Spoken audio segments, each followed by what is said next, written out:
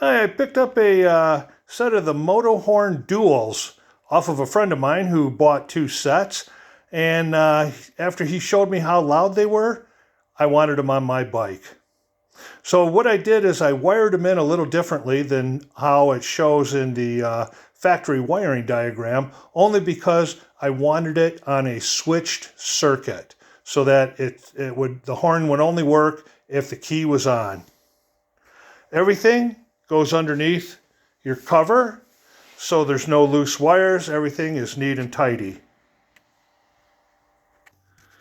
Underneath the cover, I've got the relay.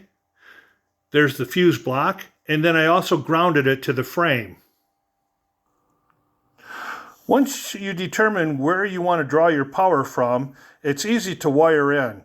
I decided to go with the top row, third one over, P&A 15 amp fuse. That's where it's located on my bike because that runs the lights, turn signals, and the horn currently. There's also a P&A down here, and that's used for, say, some heated grips. Don't use that one. It's only rated for 2 amps. So use the 15 amp P&A top row, third one over. So 3 things you're going to need before you wire up your bike with these horns is 1, you're going to need a 12 volt 4-pin relay. And all a relay does is it's an internal switch that takes a low current, closes the switch, and allows a higher current to go through, which in this case is your horns. Now, what I didn't like about this is the factory drawing, is things are hot right to the battery. The negative comes back to the battery, and the hot power is coming off the battery. That switch will be hot even when your ignition is turned off. That's the one that I was worried about. Should something happen, it could short out and eventually drain the battery, and you not know it, and you are now stuck somewhere. So I wanted to go and use a switched, which means that it's turned on only when the ignition switch is turned on, and that is using this P&A 15 amp. Another thing you're going to need to pick up is what they call a piggyback.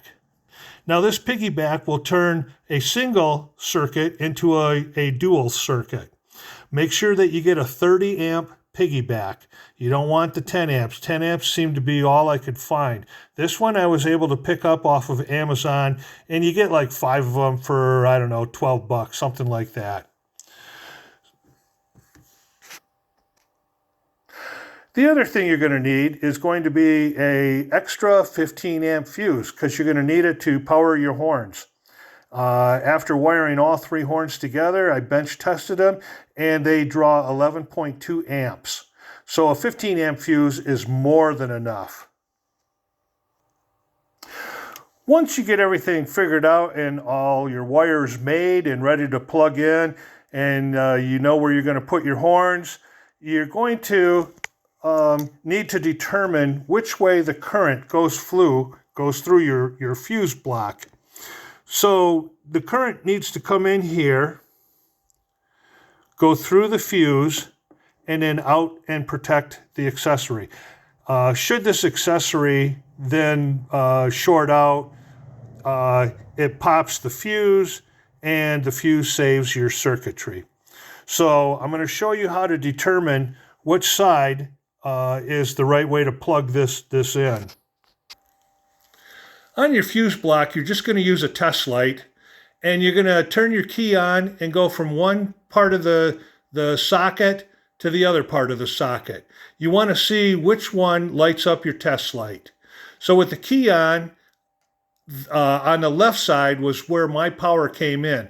So the power is coming this way through the fuse and then out and protects the accessory.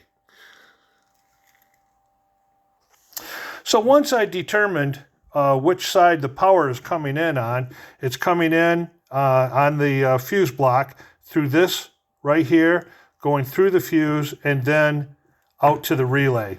So if it was coming in here, I would actually have to put that in this direction so that the power would come in through the fuse and then out to the relay. So once again, I'm showing you the factory wiring diagram. Their instructions are good. The horns are loud. This is a good purchase. This is the wiring diagram that I used so that should there be a short in the circuit with the key off, I'm not going to ever risk draining my battery because of the horns.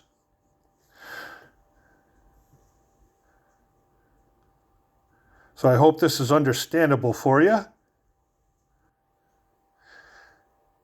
And you can see I'm coming off the switch to the relay. Once the switch is made, the relay pulls in and allows the higher current to go out to my horns. The current comes back and then grounds out to the frame.